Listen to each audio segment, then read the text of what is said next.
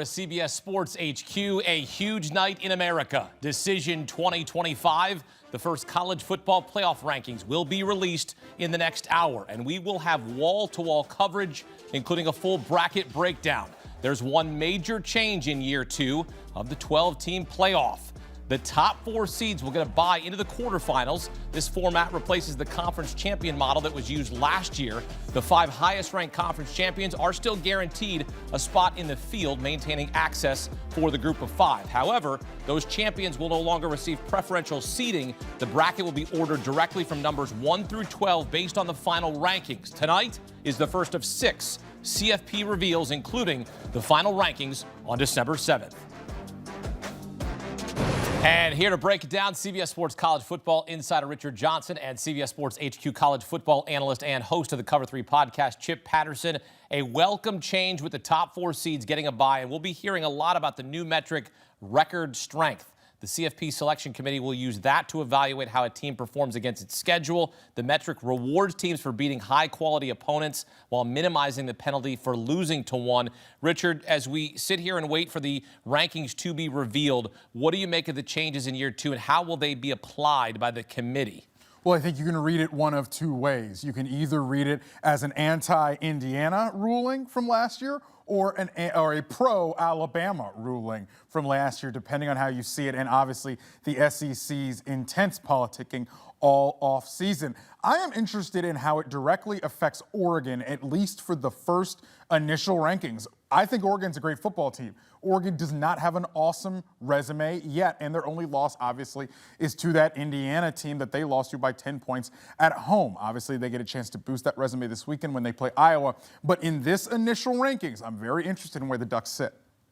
I love that analysis of the strength of record. Hakeem, let me tackle the bracket, because to me, this is where we can help sell college football to sports fans who might not necessarily be as dialed in as we all are to this wonderful sport. Because I thought that on Tuesday nights with the expanded format, when we would show you a 1 through 12 and then show you a bracket that didn't line up necessarily at all to the 1 through 12, I thought that was confusing. I thought that was a little bit too much. And I think that now that we've gone to a straight seeding process where the top four teams in the committee's rankings will be the ones getting the byes, I think this is going to be a great and exciting and, a little bit more acceptable format for sports fans who aren't as dialed into it. So, I'm glad that they made what seemed to be no nonsense changes to the bracket.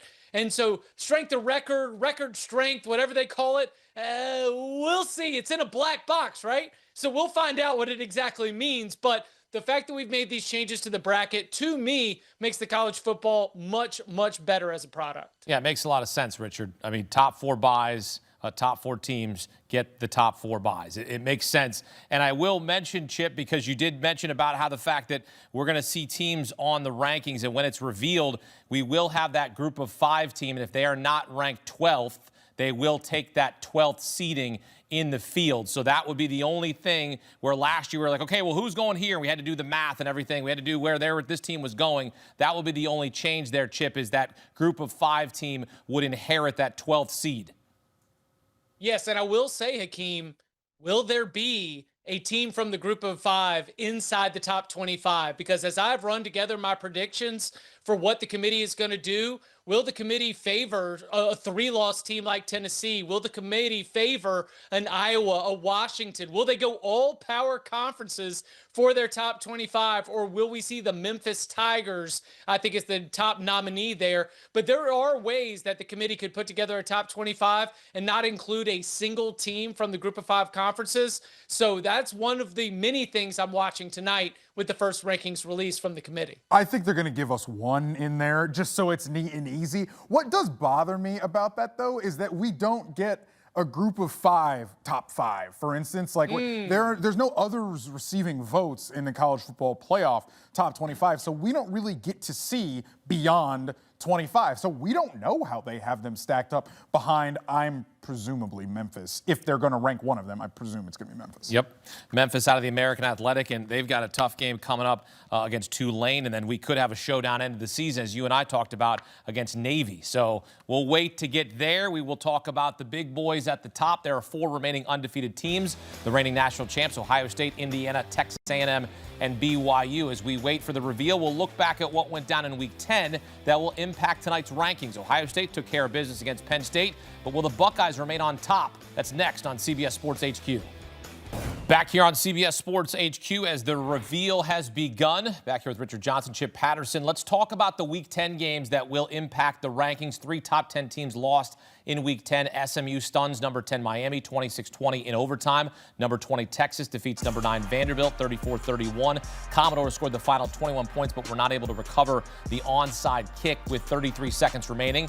Number 8 Georgia Tech suffered its first loss this season 48-36 at NC State despite Haynes King's 511 total yards of offense. Chip, do you think Vandy, Miami, and Georgia Tech will all be outside the top 12 tonight? I do think all but Miami will be. I think Miami could be.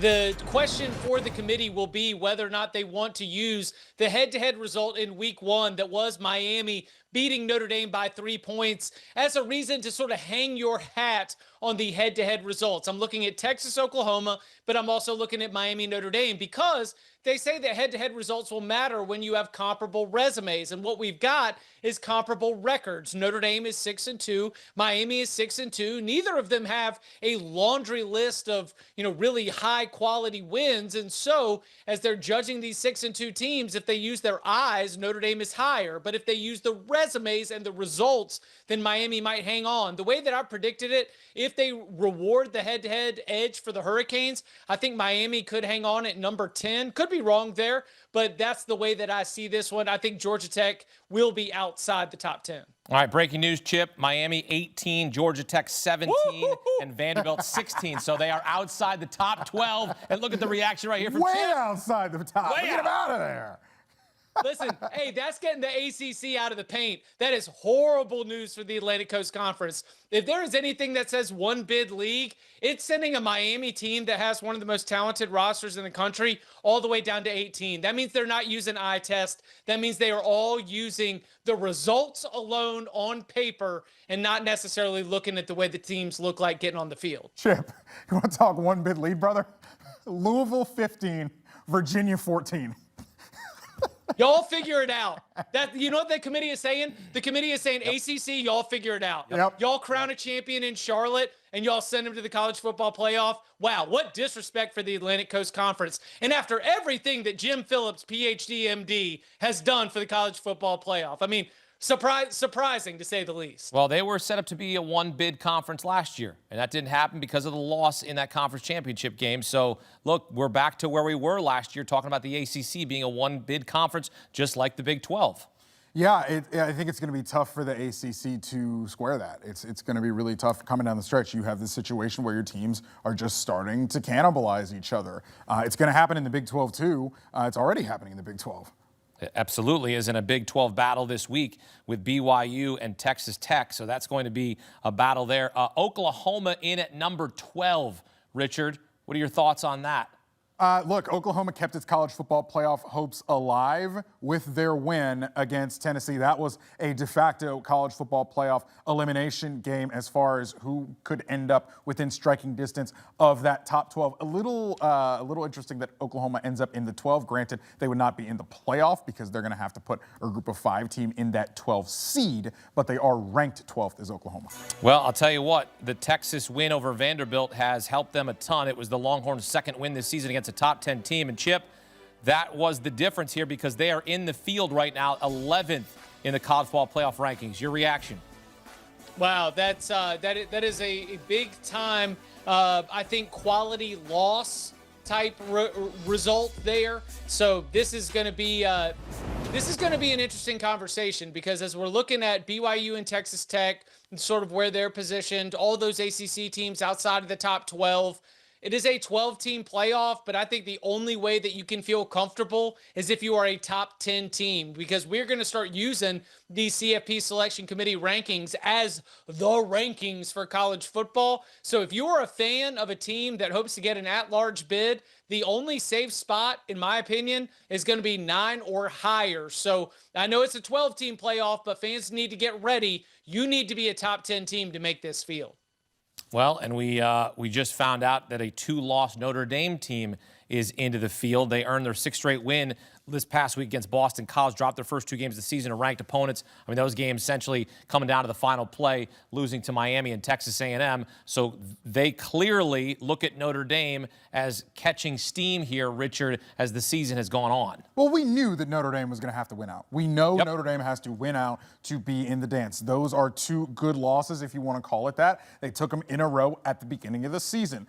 And you know, their hopes are that they have put that behind them. I would look at the result against Boston College and say, well, maybe that shakiness isn't all the way behind Notre Dame right now. All right, so Notre Dame at 10, Chip. How about the 2-loss Fighting Irish in? And really, for them to get into the field, they cannot stub their toe once again. But they have a favorable schedule rest of way: Navy, Pittsburgh, Syracuse, and Stanford. Yeah, I think it's also fair to say that Notre Dame, in the eyes of a college football playoff selection committee, gets the benefit of the doubt. It's the same benefit of the doubt that the Alabama Crimson Tide got in 2023 when they got the 4 seed in the 14 playoff. It's the same benefit of the doubt that we have seen rewarded to multiple teams who have college football playoff success year in and year out, because Marcus Freeman got this team all the way to the national championship game 1 year ago. And while they did take those first 2 losses in the first 2 weeks of the season, I think the way that that team has continued to stack wins, even I agree with Richard, you know, that what we saw against Boston College, you know, a little bit dicey, but certainly if the Fighting Irish are 10-2, then they've got a spot in this field. Well, and we talked about when the new format was released that we would go to straight seeding. The biggest winner of the day was Notre Dame, and now they are right now in the field even with 2 losses, and we will continue to break down the rankings here as they are coming in fast and furious. Much more reaction here on CBS Sports HQ. Notre Dame in the field with 2 losses. Does anybody have a problem with that? We'll break it down next as we continue our CFP reveal here on CBS Sports HQ. Keep it locked. Here we go. We have our first set of college football playoff rankings back here with CBS Sports college football insider Richard Johnson. Let's welcome in former Ohio State standout Beanie Wells and former Alabama standout A.J. McCarron, the first quarterback in the BCS era to win back-to-back national championships. Ohio State looking to run it back. I had to work that in there, Beanie. All right, top 4 seeds. Here we go. It's Ohio State, Indiana, Texas A&M, and Alabama. A.J., are you surprised with the top 4 seeds here? No, not at all. I thought Ohio State and Indiana have both been ranked up there all year. You got to put them in those spots. A&M and the SEC, strength of schedule, their record, it speaks for itself. And then Alabama, I think, is, you know, the hottest team in college football right now. Just from strength of schedule, the opponents they've played on a consecutive week-to-week basis, it makes sense for them to be in the top 4. You have any problem with the top 4, Richard? No, I think the top 4 shakes out as I thought. You know, I went through this exercise ranking on Sunday for CBSSports.com, and, you know, maybe I think Indiana a little bit better than Ohio State, I don't know, but you couldn't parse the resumes, right? When you stack the resumes with it, yes, Ohio State's resume does take it slightly above Indiana when you go and do it. And I agree with AJ on the Alabama point. You know, they are not the team that lost to Florida State. I understand it is a result that happens, and I understand that is how you parse them versus Texas A&M, but I agree with AJ when he says Alabama's the hottest team in the country right now. Yeah, they have 4 ranked wins. Sorry about that. I mean, they have 4 ranked wins, which is more than anybody in FBS. Beanie, when you look at it, you could have made an argument that Alabama should be number 1 in the college football rankings when you talk about record strength and all of the metrics now that they are evaluating. But I still believe the committee values a 0 in the loss column, which is why they went Ohio State, Indiana, Texas A&M. What's your reaction to the top 4? I agree with it 100%. I think Ohio State and Indiana, those are the one teams or two teams that you could sit there and split hairs with. But when we talk about Alabama, they are one of the best, most improved teams in college football this season. But they do indeed have one of the worst losses now, especially when you look at how Florida State has played. So I think taking that into consideration, they're placed right where they should be. Texas A&M, another dominant football team, them playing in the SEC and them dominating the competition, I think certainly matters. I really love how the committee evaluated these teams and came together with their bracket. This is one of the unique years where I don't have a problem with it whatsoever. Yeah, top four look pretty good right now. Richard, what are you thinking about the top four and how they played out so far in this first reveal? Well, I think it's interesting with Texas A&M, though. Of these four, Texas A&M, although undefeated,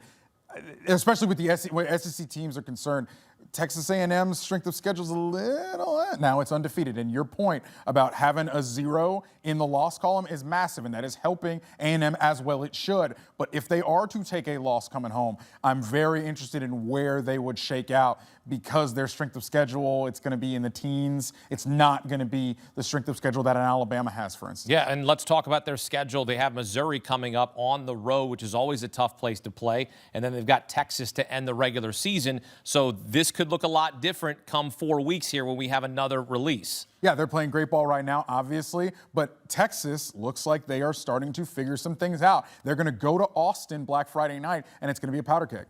Texas is 11th in the latest college football rankings, the first of the year. AJ, what have you seen from Texas? Is this a team you believe that will be ending up in the field when all is said and done? No. Listen, I think they lose to A&M last game of the year. I think that third loss knocks them out. Would I love to see another SEC school in there? Yes, but I think one of the other 10-2 teams that the SEC will fill in that spot. The best thing that this committee has done compared to other years, and the biggest thing I was looking for, is where did they have Ole Miss ranked compared to BYU and Notre Dame? It was the SEC and Greg Sankey adding this 9th in-conference game and going back and forth with the committee all off season, and ESPN throwing out money and saying, hey, 50 to 80 million for a 9th in-conference game. And Greg Sankey fighting it at the beginning saying, okay, well, if you want a 9th in-conference game, we want the metric of strength of schedule actually thought of and put into the thought process of coming out with these rankings. And I think by having Ole Miss ranked 6 shows that the committee has finally bought into and is full on committed to the strength of schedule. And that's awesome to see. Yeah, they sit obviously right behind Georgia right there. Okay, you defer to Georgia as the team that beat them. But yes, Ole Miss with good wins against Oklahoma, for instance, sits there. And I think they're right about where they should be as well. We'll see if they can keep it. Last year, remember, Ole Miss looked pretty good, and then they clunked the way home. I think this Ole Miss team is a little bit more solidly built, but we saw last year that you can't just write them in. That Egg Bowl is always a funky game, no matter how good the teams are. Mississippi State, Jeff Levy's Bulldogs would love nothing more than to spoil the party for Ole Miss Thanksgiving weekend. What does it tell you about this first set of rankings that Texas Tech and BYU are in the first set, and they, oh, by the way, happen to play this Saturday? Yeah, well, obviously, I think we'll decide kind of the Big 12 team that gets to stay in the party after this weekend. I was a little surprised that BYU is as high as they are. Now, undefeated, though. I understand undefeated, so they're going to be ahead of Texas Tech. But it is a little curious. And also, obviously, Texas Tech with a weird loss. I don't even know if you call it a bad loss against Arizona State, but it is a very weird loss to have. And you're probably able to get over that if they are able to get over the hump and they're able to beat BYU. But I mean that because I think BYU's been getting away with it a lot this season. And we'll see when the rubber meets the road against Texas Tech this weekend if they will continue to. Beanie, what are some other things that jump out to you here on this first set of rankings? I think the team that I was more curious to see where they were ranked was Notre Dame, and Notre Dame sitting right there at that 10th spot. I find it fitting, and I'm glad the committee didn't penalize them for having two losses, considering how they indeed lose the Texas A&M game. I thought that was a game that really could have went either way, and if it wasn't for human error, we're looking at that situation being a win for Notre Dame and them being a one-loss team. So, kudos to the committee for getting that one right, but also BYU. I'm really curious their thought process on BYU throughout the way. It's clear that they believe they're one of the best teams in the country because they are undefeated. But like Richard just said, they have been playing it kind of close to the vest. And we saw last season BYU late in the year, they got to about 9-0, and that's where the wheels came falling off that football team. But they are built a little bit different with freshman quarterback and Bear Bachmeier and LJ Martin. So it's going to be interesting to see how this game do indeed pan out this coming weekend. Do you think it will be an eliminator, this game on Saturday? Yeah, I think so. Okay. I think so. You think it will be? Do you think the Big 12 ends up getting two teams in at the end of the day? Yeah, I think because if Texas Tech can win this game and then win out, I mean, they may play BYU again, right? In the Big 12 championship game. But I do think this is an elimination game because I don't know if Texas Tech can get in with two losses. Then again, obviously, if Texas Tech ends up being the Big 12 champion, they'll find a way, and then it could be a two-way. Well, and we could very well have the Big 10 champion, right, with one loss, right? Like, if Indiana and Ohio State, they're on a collision course right now, we could very well have a situation there. Both teams are in with a loss. That wouldn't be a big deal, but then we figure out where they're going to be ranked, because if you look at Alabama, if they run the table rest of way, then we're going to have some interesting questions to answer in the coming weeks. Right now, we're answering the initial questions. AJ, what else sticks out to you about these initial rankings here? Well, I mean, the biggest thing for me is seeing where they have the Big 12 schools, because listen, people are going to say it's biased, but I think if you go off a strength of schedule, a 10-2 SEC school, take a Vandy, Texas, a school like that, where a one-loss BYU, I think a two-loss SEC, just based off of strength of schedule, gets the bump, and you add a fifth or possibly sixth SEC school to this thing. Listen, it's usually tries to balance itself out, right, with the Big Ten and the SEC. The Big Ten's down this year more than it's been in the past probably 10 years, from a sense of just their top teams. No Michigan, no Penn State. Listen, Oregon is not promising this thing either. They got a tough one this weekend. So, I mean, you could possibly only have two, most likely three Big Ten schools in this thing. I think that opens the door for another SEC school to be in this, because I don't believe the committee takes a two teams from the Big 12. I just don't see it. The SEC should absolutely be in drive for five mode, so to speak, here when we get down to it the first weekend in December. I think if it keeps tracking like this, honestly, you're going to have bye week deciders in both the conference championship games if the top four stay like this. I also look a little bit further down the rankings. I look at number 20, Iowa. That's going to be really interesting if Oregon can get over that hump this weekend. That's going to boost Oregon and give Oregon a lift, I think, in next week's rankings. But that game is not a given. AJ just told you, by the way, this Iowa team gave Indiana everything they wanted down to the fourth quarter in that game. Oregon better watch out. They can lose that game. Yeah, and that game you can see on CBS and streaming live on Paramount Plus. Oregon on the road in Iowa City, a ranked on ranked, which will be huge for Oregon if they can go in and win. That's going to be a strength on strength game, as well as Iowa's one of the best in not allowing points, and Oregon's the best at scoring points. So we'll see how that shakes out. Certainly will have implications on the college football playoff. Much more ahead here on CBS Sports HQ with our crew breaking down the field, the projected field. The top 12 are in. Who's going to win it all? We continue to discuss. Keep it locked. You're watching CBS Sports HQ. A huge night in America. The first college football playoff rankings have been released. Here's a look at your top 12. But those will not be the teams in the projected field, because a group of 5 team will come to play, and that team will be Memphis as of right now. They would face Georgia in the first round. Oregon and Texas Tech in the 8-9 matchup. Hope you take the over in that game because that'll be awesome. Virginia and Ole Miss, interesting matchup in the first round perhaps. Notre Dame and BYU, that'll be also an awesome matchup. And you look at what could happen in the quarters. We could see Alabama and Georgia renewing pleasantries. Ohio State perhaps facing Oregon for the second year in a row in the quarterfinals. Texas A&M, maybe another matchup against an SEC opponent, Ole Miss, and Indiana. Look at this. This is all kind of shaping up nicely, here?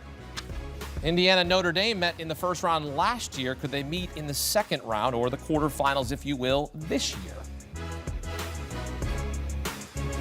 All right, back here with the crew, Richard Johnson, AJ McCarron, and Beanie Wells. And Richard, I'm fascinated every time we see these projections. We're in year 2 of this, but it's always exciting when you see a school up there, maybe that's been up there for the first time, right? You see Memphis, you see Ole Miss, you have the new blood into the playoff, a BYU. You see these teams that are going to be maybe here consistently. Notre Dame is back, the runner-up from last year. What jumps out to you about the projected bracket? Look, we know it won't hold. Right. Sorry, BYU. Maybe. I want Indiana, Notre Dame Part 2 so badly. Watching that rematch would be incredible. You know, I did a story on Indiana about a month ago, spoke to athletic director Scott Dolson. He told me that coming off the field last year in South Bend, he and Curt Cignetti were already talking about the things that Indiana needed to do to make sure that they could be competitive next year in 2025 if they were to face a team like Notre Dame. Again, I talked to Mark Cuban, Indiana alum. He told me how much he hates Notre Dame. That in-state grudge match, would love to see that if they were able to play again this year. AJ, is there a matchup that jumps out to you here on the projected field? I really like the Oregon versus Texas Tech matchup. I think that's your best first-round game. I mean, 2 evenly high-powered offenses that can put up a ton of points. And I just really like that matchup. I think it's tough for either team, either way. So that's probably the most intriguing matchup of the first round right now. I'd have to pick it back off of Richard. You know, I want to see that Indiana-Notre Dame matchup. You know, I thought Indiana last year had an opportunity to feel what it's like to kind of be nationally relevant in the college football world and landscape. And they had that taste, and now they love it. Curt Cignetti is galvanized this organization, and now this team is primed to be in position to not just get a taste, but to really make a legitimate run at a college football playoff championship. Last year, I thought, obviously, they were the surprise Cinderella story of college football, just getting a chance to get there and be in that position where they're talked about. But this year, this team is built completely different, top to bottom. They have a legitimate shot at being the national championship team at the end of the year because of the way Curt Cignetti has orchestrated and delve into diving and getting this team ready to be contending at a national level. How about a hypothetical Oregon versus Texas Tech matchup, right? Oregon was the team that, with Phil Knight's money, bought their way into college football relevance. Quite frankly, Phil Knight's decision in the early 90s to spend and spend and spend is, quite frankly, the first domino that ends up with Oregon all the way now being in the Big Ten, but playing a Texas Tech team that over the summer spent a whole lot of money on that roster. And guess what? They bought a whole lot of players who can play. And seeing those two teams match up would be such an interesting culture clash, styles make fight situation about how you can spend your way to college football relevance, the old way and the new way. And Beanie, we could have another matchup of Ohio State and Oregon if the Ducks are able to get past the Red Raiders there. That's also spicy.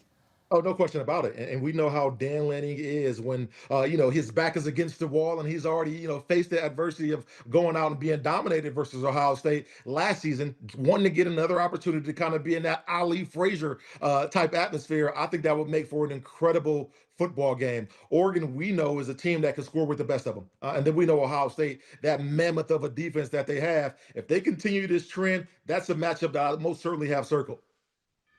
As you take a look at Oregon's resume right now, Richard, and we talked a little bit about what they have coming up. They're going on the road to play Iowa. And look, that could be an upset. I mean, this Iowa team is nasty. I mean, they could clamp you down, especially at home. Oregon's best win to date is Northwestern. Like, I think Oregon is a really, really good football team. But when you look at the resume to date, Oregon's best win is Northwestern. Now, they get a chance to render all of that moot this weekend if they're able to beat Iowa, and then later this season when they face Washington in the rivalry matchup. So it's not going to matter at the end of the season if they can navigate the rest of their schedule unscathed. But to date, Oregon's resume is not good. Yeah, you take a look at it, and it's the win against Penn State, which basically becomes almost unranked. I mean, in the eyes of what happened, it was a ranked win, but now you look at it, and it sort of gets dumbed down, right? Like, how do you think the committee looks at that kind of qualification? How are they going to look at a team when they go, okay, well, that was a ranked win, but now that team is falling off the map? Yeah, I think that the committee has to go on its rankings from here to the end, and they re-rank every week, and they judge teams like that every week. Well, it doesn't matter what Penn State had done to date back at the end of September when Penn State really hadn't beaten anybody on their own resume to date. You know, I was at that game. It was a whiteout atmosphere. It was a really, really electric college football atmosphere. But you've seen what Penn State then went on to do, and now Drew Aller hurt, James Franklin fired, and the season is completely lost for Penn State. But yeah, it's about, if you're going to talk about ranked wins, like I'm talking about what the resumes are now when you've got a much more full body of work than just Penn State's non-conference schedule to date, which had such luminaries as I believe Kent State was on it. Well, this game means more for Oregon, right? Because now they're going to be facing a ranked Iowa squad who comes in as 20th in the nation, according to the college football playoff rankings. Let's take a look at the top 25 now so that you can see the teams here that are in the mix. We look at the top 12 here, Texas and Oklahoma, teams on the bubble. Let's go further down on the outside, Utah, Virginia, Louisville, Vanderbilt, Georgia Tech, Miami coming in at 13 through 18. And then after that, it's USC, Iowa, Michigan, Missouri, Washington, Pitt, and Tennessee. And Richard, there's some teams that could perhaps sneak in. Is there a team on the outside looking in that you think may work its way into the field in a month's time from now? I don't know about working their way all the way up into the field, but I am looking at that Pitt team that's sitting there at, I believe, 24. And I'm saying, that's interesting. You know, they are going to get Notre Dame later in the season. They are going to get Miami later in the season. Watch out for them. Iowa could, frankly, be a dark horse if they make a run here. If they can beat Iowa, if they can navigate the rest of that schedule unscathed, I think they probably have to find a way to sneak into the Big Ten championship game, which means, you know, Ohio State. Which means Ohio State would lose to Michigan. Right. Ohio State that's would a probably possibility. have to lose to Michigan. Yeah, I know. Yep. Yeah, go ahead. You know, I had to give it That's to you. not a have to. possibility. You know you'd have to. Not a possibility. I'm sorry, Beanie. I'm sorry. What did Beanie say? What did Beanie say? It's not a it's not a possibility at all. Oh, he said, did you say no possibility? Yeah. No possibility this year. They have to play the game in Ann Arbor. There's a possibility, Beanie. Nah. Not agreed. AJ, can you tell I'm an Ohio State fan? I'm from the same neck of the woods as Beanie is from, so there's always a path, and we're sitting here talking about Iowa having a path.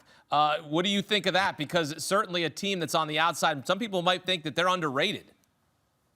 No, I think, listen, Iowa's been so bad on offense for so long that people forget, you know, how good of a team they used to be and how well they've played defense. The surprise team for me, though, guys, is Louisville. I really think Louisville has a chance of getting in. You look at the rest of their schedule. They got Cal, Clemson, SMU, and then Kentucky to end the year. And then, you know, who do they face in the ACC championship? Possibly Georgia Tech. I mean, that's a game they can win. And I really think Louisville has a shot of getting in this thing. Louisville, Isaac Brown being hurt, we'll see the impact of that on their offense. I was at that Miami-Louisville game when Louisville really announced themselves as a contender in the ACC, not just a dark horse. We'll see how Louisville's offense is able to hold on. I also think we should probably stop overlooking Utah, right? I mean, like, Utah is also sitting there. We talked about this earlier. I don't think, unless there's a bid stealing situation, don't really think the Big 12 is going to get two teams in. But we do have to mention that Utah is still sitting there. Utah has looked good over the last couple weeks, but again, I do think Utah is beating up on teams they are clearly physically better than. My thing thing with Utah is what happens when you match up with teams that are at about your level. That was the old way where Utah would still be able to throw those teams out of the paint. I don't know if Utah still has it like that. So if the Big 12 only gets one team in, then that opens the door certainly for another SEC team in Texas or Oklahoma, Drive right? For Right. 5. Right. Say it with me now, folks. Drive for 5, but Texas and Oklahoma are among the first 2 out here. They're firmly on the bubble, and those are 2 teams that have played each other. Of course, Texas beat Oklahoma. It's a top 10 win for them. Their other win coming against Vanderbilt. That could be a huge factor here if the Big 12 does not get a second team in, because Texas, there are a couple losses here. We know the one about Ohio State. Look, this is a team, some people think they're formidable. Some people think they're not. Well, you'd have to consider this. If Texas were to win out, they would beat Georgia and they would beat Texas A&M. Now, that might knock Georgia out, or at least put Georgia very much on the ropes themselves. So that may ruin our drive for 5 mantra here, or at least put it into doubt. But Texas has a chance. They just have to win out. I do not think a 3-loss Texas finds their way in. No way. Because their loss to Florida is not a good loss at all. Not at all.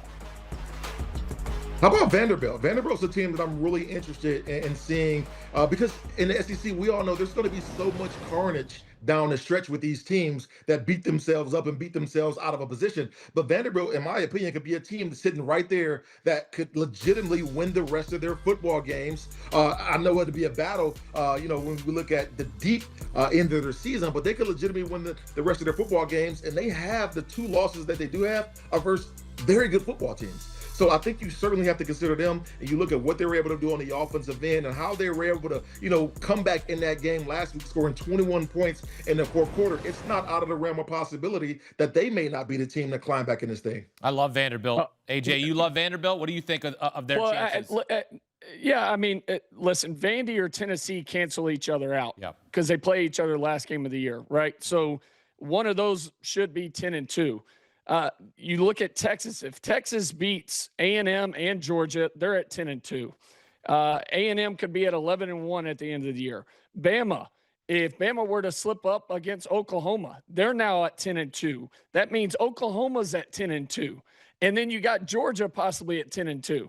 So are you saying we're not going to take 5 or 4 10-2 SEC teams, and we would take, a 1-loss BYU? No, I just can't see that happening. Strength of schedule, just off of the first ranking system that they came out with tonight, shows me that, hey, they bought into what Greg Sankey was preaching. Listen, we'll add this 9th in-conference game, but I better get a for sure on strength of schedule is going to be one of the metrics you go by big time this year.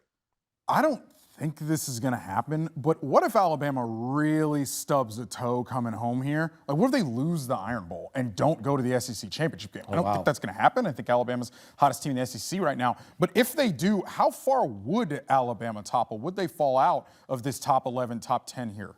I don't think so. I mean, they would have two. An Alabama hear you. team that would lose hypothetically in the Iron Bowl would have horrible losses. It would be a loss to Florida State and a loss to Auburn to bookend their regular season if it were to shake out that way. Those are really, really bad losses for a good football team. But if they were to beat Oklahoma, that would give them 5 ranked wins, right? If you're saying they stubbed their toe at the end of the season, Alabama with 5 ranked wins would likely have more ranked wins than anybody in the nation. So to me, that would still equal a top 10 team, right? I mean, I agree with you 100%. Just look at the metrics. Hakeem. Yeah, I agree with you 100% because, listen, B-Dub knows more than anybody. When it comes to a rivalry game, and especially playing in Jordan-Hare, there's no telling what could happen, all right? But rivalry games, the schedule, the record, everything's out of the window. And people, listen, I understand everybody's on this train of how bad Auburn is right now. But before their loss to Kentucky this past weekend, their biggest loss was against A&M, I believe, by 10. I mean, they had lost by 6, 7, and 10. It was a total of 29 points in 4 losses. I mean, their offense just can't score, but their defense has been superb all year and has kept them in games when their offense couldn't do anything. So you never know what's going to happen in these rivalry games, but I'm with Hakeem. I think even if they did slip up after beating Oklahoma and say the craziest stuff happens, and trust me, I've been a part of it. A kick six with 1 second left. It doesn't get any crazier than that, okay? Yeah, you For brought it us up. I going didn't. to our third national championship. But I think still Bama would be a top 12 team and get in. Yeah, I know all about rivalry games. So does Beanie. You lose to Michigan, and then you run the table, right? So they lose to Michigan for a fourth year in a row, and then they win the national championship. So the rivalry games, he's right. Yeah. Those have to be part of the equation when you look at the committee, because they are, and there's no way to really qualify. They are different games, quote unquote. Well, the one thing that we've got to also quantify this is we're talking about a top 11 and a top 12. As it currently stands, the cutoff to make the playoff with this bracket I'm looking at right now is 10, because you've got to put your fourth power conference champion in there in the ACC. You've got the Virginia team, who's the ACC leader, currently on the outside looking in, but would get in because they would be the 11th seed. And then you've got Memphis, which isn't even ranked, and is your group of five leaders, so to speak. Then they would be. So you may have a situation where it's not really 11 spots up for grabs. It's actually maybe 10 spots up for grabs because of the teams that are on the outside looking in who get auto bids. Well, we are going to do this 5 more times, so I'm already enjoying the conversation here. Great discussion, A.J. McCarron, Beanie Wells, and Richard Johnson here on CBS Sports HQ. Men, thanks, as we take a look at the projected bracket. I love this stuff. I mean, I eat this stuff for breakfast, lunch, and dinner. This is exciting, Richard. I mean, when we see a bracket, this gets me excited for Selection Sunday at the end of this. This gets me excited because, well, number one, my team's in there, Ohio State, and people are going to say, well, I don't know if Ohio State's number one in the land. We'll see. Look, the playoff is here. Here's the projected bracket, our first, again, of 6 college football playoff reveals, and we will be here each and every Tuesday and on the final Sunday when the final rankings are released. Coming up, we take a look at the Week 11 games that will have implication on the college football playoff. That's next. You're watching CBS Sports HQ. Keep it locked. Big games in Week 11. Here's a look at the notable ones. Indiana plays on the road at Penn State. A Big 12 battle between BYU and Texas Tech. You know where they are right now in the college football playoff rankings. Texas Tech is 8, BYU is 7. A ranked-on-ranked matchup in the SEC, Texas A&M and Missouri. And then our Big 10 game of the week, Oregon clashing with Iowa, who's now number 20 in the college football playoff rankings on CBS. All right, back here at CBS Sports College Football Insider Richard Johnson. Indiana's remaining regular season opponents are a combined 0-16 in Big Ten play this season. Penn State, Wisconsin, Purdue. Hoosiers are 14.5-point favorites against the Nittany Lions this week. First time being favored over Penn State since 1978. Richard, you laying the big number with the Hoosiers. Give me Indiana. Give me minus 14.5. Give me 17. Give me 20. Give me 3 touchdowns. I think Indiana handles business. I think Indiana trying to get Fernando Mendoza the Heisman gives you a little bit. They may take this game deep into the fourth quarter potentially with Fernando Mendoza racking up a big number. They showed you last week. You take away the pass, it's no problem. We will run it all over you. Give me the Hoosiers. Heisman Mendoza, their second best odds behind my guy Julian Sayin. Indiana seeking its second straight 10-0 start. BYU seeking back-to-back 9-0 starts for the first time in school history. It's a Big 12 battle on Saturday. BYU against Texas Tech. Red Raiders are double-digit favorites, and they're right in neck and neck here in the college football playoff rankings. Texas Tech 8, BYU 7. Who do you like in this spot? Give me Texas Tech. Give me Texas Tech at the number that they are, too. I think this situation is BYU, frankly, been getting away with it the last few weeks. I think it stops here. I think Texas Tech is built too solidly to play with their food and lose this game. I understand the Arizona State game happened. It was a stubbed toe. They don't stub their toe in this game on Saturday night. All right, it's going to have huge college football playoff implications in Lubbock. A big one there in the Big 12 still ahead. Winners and losers. We'll break down those teams from the first CFP bracket reveal. Who's sitting pretty and who's got some work to do. That's next on CBS Sports HQ. Show me the bracket. The first college football playoff rankings have been released. Here's a look at the projected bracket. Ohio State, Indiana, Texas A&M, and Alabama would receive a first-round bye.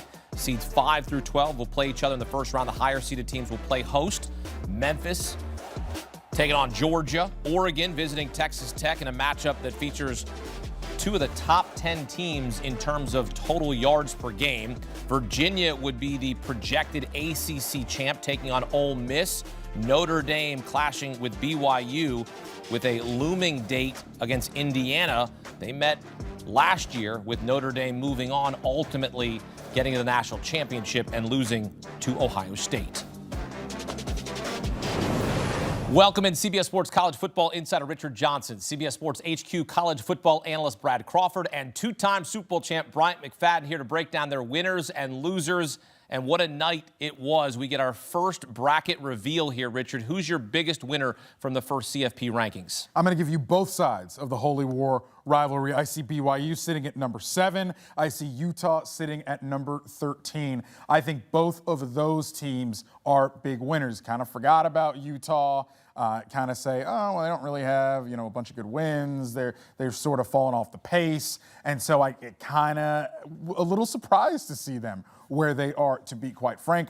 BYU doesn't really have a good resume. Do think they've been getting away with it a little bit the last few weeks, but BYU sitting right there with it all to play for. Now, obviously, big matchup against Texas Tech this weekend. That's going to decide, quite frankly, I believe, BYU's fate regarding will they actually make the college football playoff, pending Big 12 title game potentially in December. But for now, I take both those teams as big winners with the first college football playoff rankings. Brad, who stands out to you as a big winner here on the first college football playoff rankings? Yeah, my two big winners tonight are Notre Dame, obviously, at number 10. I mean, that's one team right now that has one win over a top 25 opponent. That's USC. Lost to Miami head-to-head, and Miami is 6 spots back of Notre Dame. So that shows you right there, head-to-head only comes into consideration with this committee if all comparable outcomes and everything else is even. So it's obvious the committee does not view Miami as anywhere near Notre Dame's tier despite beating them head-to-head. And my second team right now is Iowa, 2-loss Iowa. You know what Iowa's best win is this season? It's a 5-point loss at unbeaten against Indiana. I mean, that's their best win, and it was a loss. Right now, Minnesota is the only team with a winning record that Iowa's beaten. The Hawkeyes have USC and Oregon coming up. So there's a scenario in which that if Iowa wins out and wins 10 games and beats those 2 ranked teams, I think Iowa is one of the Big Ten's at-large teams in this bracket. And them at number 20 tonight is a major win for the Hawkeyes. Well, for me, I have 2 big winners also. I'll start with Ole Miss. Coming in at number 6, they're one of my bigger winners because of them being 8-1 and currently at the 6th spot. So when you look at what Ole Miss has done, they only have 2 ranked wins on their schedule so far this season, beating LSU earlier in the year and a few weeks ago going on the road to Norman and beating the Oklahoma Sooners.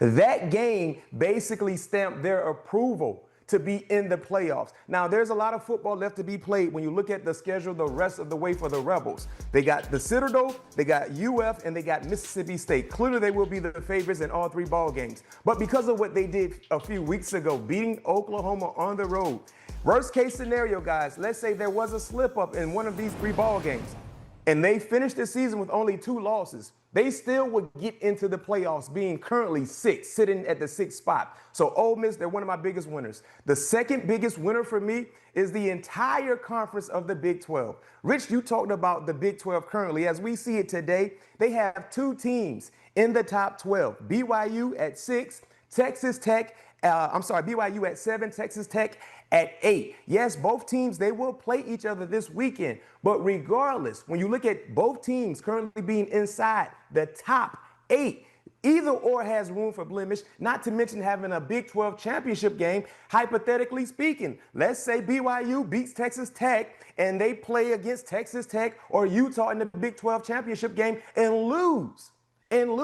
They still would get in my opinion, and the committee would take the Big 12 champion. So looking at what we saw tonight, the revealing of the top rankings, I love the Big 12 and where they currently sit, and they're one of my biggest winners, along with Ole Miss. Richard, that's going to be interesting to see what they do with the Big 12, right? Because if they only take one, that opens up the door for the 2 teams on the outside looking in right now, Texas and Oklahoma, which you could say they're sort of winners and losers, right? They're sort of hanging there on the bubble, but they've got an opportunity.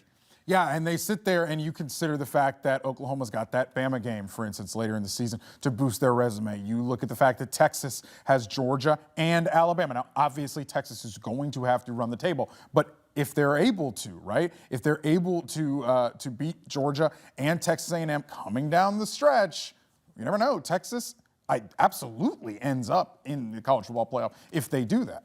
A drive for 5. I've been saying it with you. Drive for 5 for the SEC. That's what they're trying to campaign for here. All right, Brad, I'm going to go your way. Who's your biggest loser from the first CFP rankings? Got to be Miami and the ACC as a whole. I mean, Brian kind of mentioned it. You know, 3 Big 12 teams right now are ahead of the ACC's highest ranked team, which is Virginia. Virginia is a successful 2-point conversion by the Tar Heels away from probably being 7-2 and unranked. That's how bad the ACC is right now in the eyes of this committee. You look at Miami there, I don't see a path for the Hurricanes at number 18 to get into this 12-team bracket. They're not going to make the ACC championship game, so throw the auto bid chance out the window. And you see there the CFP chance is at 14%.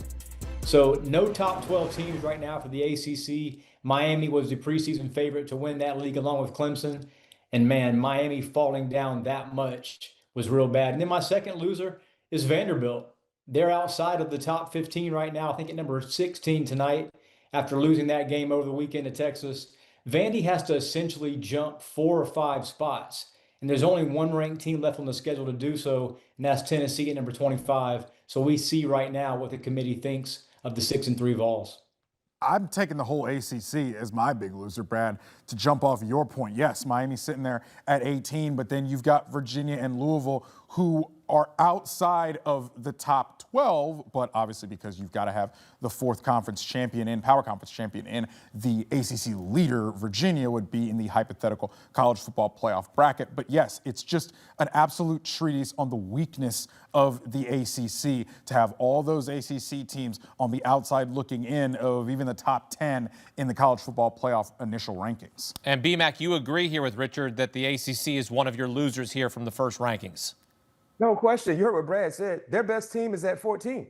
Yep. That's Virginia. They're at 14. And we know when you look at college football, especially in the ACC, seeing what happened this past weekend, there's going to be a few more slip-ups, right? They needed Georgia Tech to win last week. That was the team that was really the clear-cut favorite in terms of controlling their destiny, in terms of their style of play, along with the quarterback play. But what happened with them last week losing, that really threw a wrench into the entire mindset of the ACC. So best case scenario, as we see it tonight, they will get only one. Only one. That's the best case scenario when you look at how the top 12 is sitting currently based on the rankings tonight. Outside of the entire ACC being one of my biggest losers, I'm sorry, Volunteer fans, but I got to do it. Yeah. It's the Tennessee Volunteers. They're my biggest loser. Number one, they're barely in the top 25. That's number one. Number two, when you look at how they started the season, when you look at what they've done so far, statistically speaking, one of the best quarterbacks in college football. Statistically speaking, one of the best offenses in college football. And get this, you had Georgia at home. You controlled that ball game for 3.5 quarters, right? You had Oklahoma at home. That was the game. Even with the blemish to Georgia, if you beat Oklahoma, you're in a total different position right now.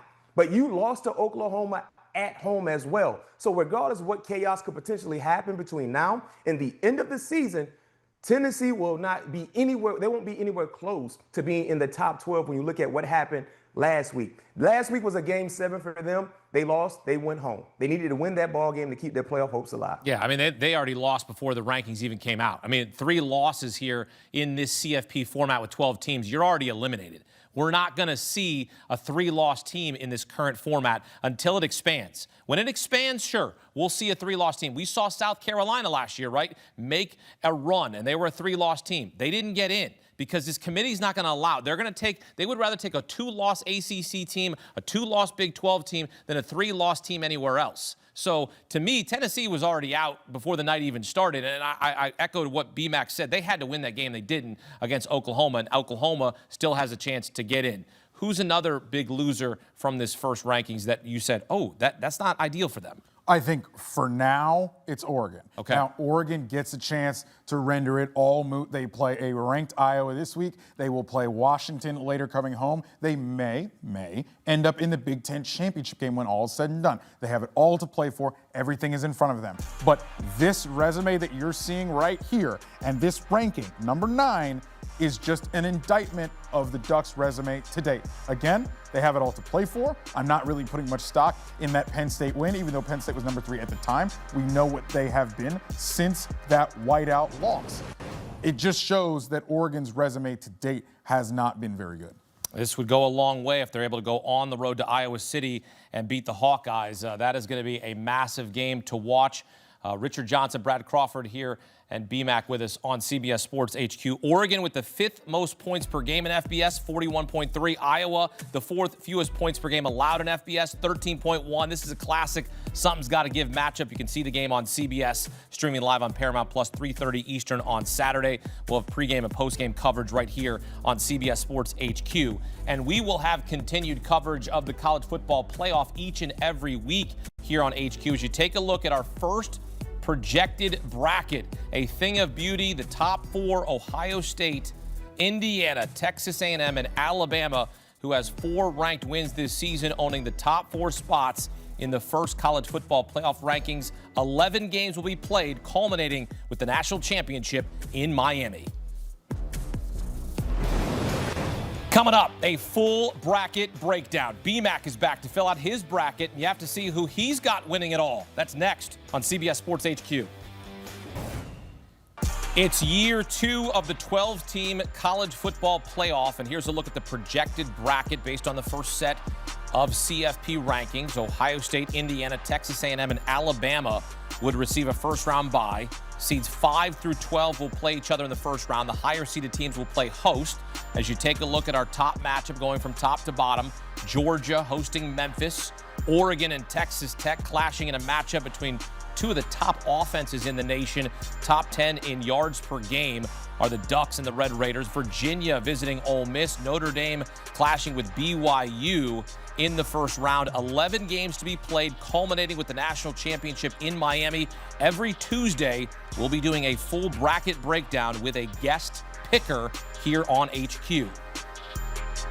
And hitting leadoff, the hard hitter himself, welcoming 2-time Super Bowl champ Bryant McFadden. You like that lead in right there for you, BMAC. Here for the bracket breakdown. We did this last year. This is always fun, filling out the bracket just like college basketball.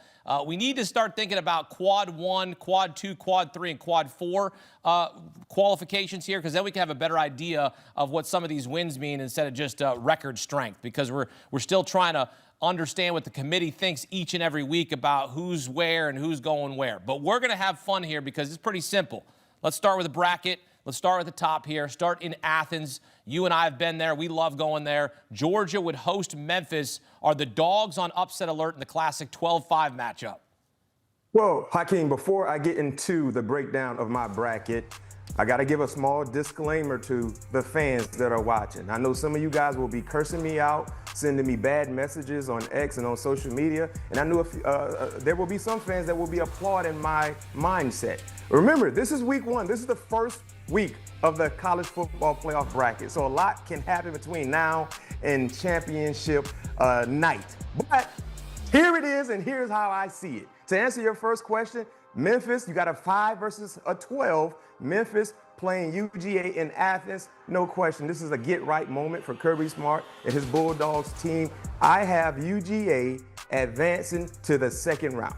Okay, so in the next projected matchup, Oregon would travel to Lubbock to play Texas Tech. BMAC, who's advancing to play Ohio State? Man, when you look at the Oregon Ducks, of course, we talked about where they currently sit in terms of their entire team. But it's hard to overlook a Dan Lannon coach team in terms of the physical mindset and their execution to play at a high level in the more critical moments. in college football. So I have Dan Lanning and the Oregon Ducks advancing. Story-filled year for Texas Tech, #1 being in the playoffs, but this is what was expected when they spent the money they spent to get these high-level transfers into the building. But in terms of the execution and just the style of play, and don't forget, they've been dealing with some quarterback injury as well. Byron Morton, he's been in and out of the lineup. We don't know what his status could be in terms of this potential matchup. Give me the Oregon Ducks to advance to the second round. All right, down the bracket, projected ACC champ Virginia against Ole Miss. Who you got there? Well, hotty toddy, the tailgating will be at a high level there in terms of playing at home for the Rebels. I have Ole Miss advancing. When you look at Lane Kiffin, I mean, he should be one of the when you talk about Coach of the Year honors and awards, you got to throw Lane Kiffin into that mix in terms of what he's done. I love Trinidad Chambliss. Since he's jumped into the saddle, their offense has taken a whole nother level with him being a +1 in the running game. I just love their style of play. And some people might feel like UVA, they would be the SMU from 2024 and 2025 in terms of what they've done, and no one is expecting them to have an extended stay in the playoffs. Give me Ole Miss advancing. All right, all chalk so far here. Let's go to the 10-7 matchup. Notre Dame against BYU with a looming rematch for the Fighting Irish against Indiana. BMAC, do we get that rematch from 1 year ago, Notre Dame and Indiana? Yes, we do. We will get that matchup, and here's why. When you look at Hakeem Marcus Freeman and the one lofty mistake he did early in the year, abandoning the running game.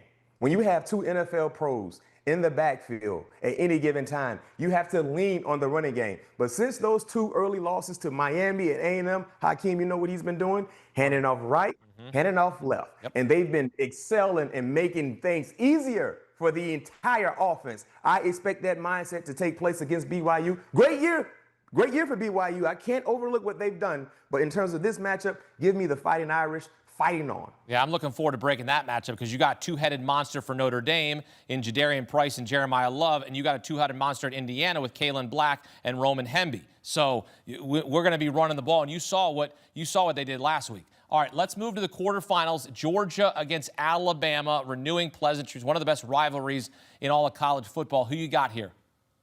It's very, very hard to beat a team twice in the same year. It's very, very hard to beat a Kirby Smart-led team also. I have Gunnar Stockton and the Bulldogs advancing. Ty Simpson has been phenomenal. When you look at what Kalen DeBoer has done since week 1 has been phenomenal as well in terms of the dedication being dialed in. But like I said, Hakeem, this is a neutral site game. It's hard to beat a team twice, not to mention Kirby Smart, who is the best coach in college football. He's not losing to Kalen DeBoer twice. I don't see that happening. I have UGA finding a way to win this ball game. Oh, by the way, they're the best second half team in college football. And hopefully by then. Is that a good thing, though? They've been playing with their food, as you always say. They're a second half team. I don't know if that's a good thing. Yeah, it's not a good thing, but how many Bulldogs have you seen play with their food for the entire year? Not many. This Bulldog gonna eat in the first half in this matchup. You better believe that. They won't be playing with their dog food just in the second half. They're gonna eat in the first half. So I have UGA advancing. Roof. I love it. All right, next quarterfinal matchup, Oregon against Ohio State for the second year in a row. Who you got there? You going quack, quack, or you give me the Buckeyes? The benefit Ohio State had a year ago, playing in round 1. Right? We watched that game together, me and you, against Tennessee, and that jump started something for Ohio State. Well, because of how well they played in the regular season, they have a first-round bye. It won't matter. Give me Ohio. Give me the Buckeyes. The best defense in college football. My guy Hakeem will have on his favorite Buckeye tie. Listen, they will take care of business. And when you look at Oregon, this team has been showing ebbs and flows, right? Inconsistencies, big flashes here or there. One thing about Ohio State, you know exactly what you're going to get and when you're going to get. Julian Sain, I'm just saying, he's been balling. Jeremiah Smith, once again, one of the best wide receivers in college football. You know who might be number 2? Carnell Tate. Carnell Tate. In terms of the defense, they got pro after pro after pro. Give me the Ohio State Buckeyes. And listen, remember what Jeremiah Smith told me at the end of the Wisconsin defeat. He said he believed this 2025 Ohio State Buckeye team is better than the 2024 team that won the national championship. And he said that weeks ago. You got to do OH. So if I say OH, you say IO. OH! Ohio. There we go. That's the correct chant that we do. We don't do oh hot whatever you did. I don't know what you did there. That was great. I loved it. I'm sorry. I thought it was cool. If you're gonna say my home state, I don't care how you say my home state. If you chant it, I'm happy for it. Say it. It's all good. All right, let's talk about the next matchup here. Keep moving through the bracket. Ole Miss against Texas A&M. Who's advancing in your bracket here at SEC matchup? I got to go A&M. I mean, Hakeem, let's keep it real. For you, for all the college football fans that are watching us, Texas A&M has probably been the most impressive team in college football. When you look at what they've done and how they've dominated, you know what I mean? When you look at Marcel Reed at the quarterback position, they got running backs, they got wide receivers, and that defensive front can rush the passer. The storied season for the Lane Train stops against A&M. I have A&M advancing. Well, I'll tell you what, Texas A&M's win against Notre Dame is one of the best we've seen all season, that 41-40 game in early September. And that takes us right to Notre Dame, the last quarterfinal matchup, Notre Dame against Indiana, a rematch from 1 year ago. You know what happened? Notre Dame advanced, got all the way to the national championship. What happens now in this matchup a year later? Curt Cignetti is like the Mike Tomlin of college football. All he does is win. Wow, Regardless who's in the lineup, all he does is win. And you talked about last year, this being a rematch. Remember what jump-started that win for Notre Dame? Jeremiah Love taking it 90-plus yards to the house. Mm-hmm. I don't see that happening. I don't see them allowing splash plays through the running game. I believe Indiana, led with the potential first overall selection in Mendoza, finding a way to advance to the next round. Give me the Hoosiers. And I'm not talking about basketball. I'm talking about football. I got Indiana winning this one. Yeah, Indiana chasing its first football title in school history, and they are moving on. That'll be a tough matchup. We'll get to that in a moment. Now to the semifinals, Georgia versus Ohio State. Who is playing for the Natty? Boy, it gets good, right? Who wouldn't want to see this matchup? Thank me later. I mean, we saw it a couple years ago. It was incredible. Georgia. This was a Peach Bowl. This is a Peach Bowl rematch, 2 years ago? Yep, with C.J. Stroud 3 years ago, his last year. And we saw how that played in favor of UGA. I have something different happening. I talked about the pros that Ohio State has, arguably the most talented team from top to bottom, not to mention the best defense. The best thing that happened for Ohio State was Penn State stealing Jim Knowles away. Because initially we thought it was going to be an issue. But in comes the guy who puts the pencil in his ear, and Matt Patricia. What he's done with this defense, implementing NFL schemes and strategies to their defense has been outstanding. It will be a bit too much for Gunnar Stockton and Kirby Smart. And you know how much I love Kirby Smart as a head coach. Yep. But I won't love him too much in this matchup. Give me Ohio State advancing. All right, so the defending national champions get back to the national championship. Who are they going to play the other semifinal? Texas A&M against Indiana. Who we got here? Does Ohio State and Indiana match up for perhaps the second straight time? Because they'd be playing in the Big Ten championship. What do you got here? Texas A&M, Aggies, Hoosiers. Who you got? This is great for college football in terms of the parity. Indiana, Texas A&M, a game away from a championship game, but I have A&M winning it. When you look at their team, I think the key main factor for them winning this ball game, their quarterback in Marcel Reed. When you look at what Indiana has faced today, as of now, they haven't seen an athletic guy like they will see in Marcel Reed in terms of the +1 he is in running the football. He reminds me a lot of Jaden Daniels. Remember when he was at LSU, Hakeem, we watched many games together, watching him, how smooth and fluid he was, and just his ability to get positive yards in an untimely fashion for the defense. That's who Marcel Reed reminds me of. And I think that athleticism, that playmaker at the quarterback position will be a bit too much for the Hoosiers. Give me A&M advancing to the national championship in Miami. Okay, so here it is for all the marbles. Texas A&M against Ohio State for the national championship. Who's cutting down the nets? Who's cutting down the nets? Even though we know this football, just follow us here, Gibber. Who will receive the confetti? OH! I-O! I got Ohio State coming. Oh, I got Ohio State winning this. Now listen, when you look at both teams today, Hakeem, I mean, who wouldn't sign up for this? Like I said, arguably A&M has been the most impressive team in college football. Ohio State arguably has been the most dominant team in college football. What happens when that impressive style meets the dominant style? Who will take it all? I got Ohio State winning. I have Ohio State winning. It's about When you look at what Julian Sain has done, he could easily be the Heisman winner this season in terms of the accuracy. He's the most accurate quarterback in college football. When you look at his wide receivers, I mean, he has 3 legit pros in terms of the top 3 rotation at the wide receiver position. The offensive line quietly has done a serviceable job, but then the defense. I talked about Marcel Reed and how he has changed A&M for the better. Well, Ohio State has a bunch of dudes who look like what they hunt. They look exactly like what they hunt. Have you ever seen a gazelle hunt a gazelle, Hakeem? You don't usually see that. Right? I have seen that. Yeah. Well, Ohio State got a bunch of gazelles that go hunt gazelles. And guess what? When a gazelle hunts a gazelle, because of the same speed and athleticism, they usually catch them. That's going to be an issue for A&M in terms of that defense by Ohio State. Give me Ohio State taking it all. Well, usually if you were to eat a Buckeye, it would poison you. So I'm not eating a Buckeye. Right, I don't want that. But if you have the kind of Buckeyes that my family makes, it's chocolate with peanut butter inside it. It's like a Reese's Pieces, or like a Reese's Cup sort of. It's delicious. That's what we serve you, a Buckeye.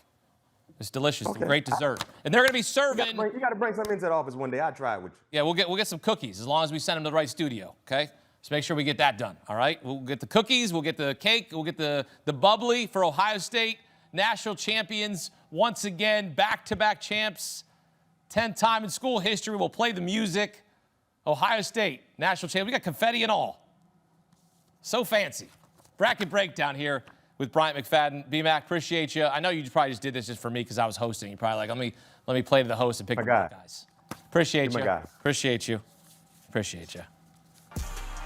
Here's a look at the odds to win the national championship. Ohio State, shortest odds to run it back at plus 220, followed by Indiana. B-Mac had them getting knocked out by Texas A&M in the semis. Indiana chasing its first football title in school history. Alabama there at plus 750. They come in at number 4 in the first college football playoff rankings, and they've got 4 ranked wins. That's more than anybody in the nation. As you take a look at who's going to cut down the nets. I joked, it's basketball, right? But that's what we talk about with the NCAA tournament. And now we've got ourselves a bracket in college football in year 2. Ohio State looking to run it back. Last school to win back-to-back natties, Georgia in 2021 and 2022.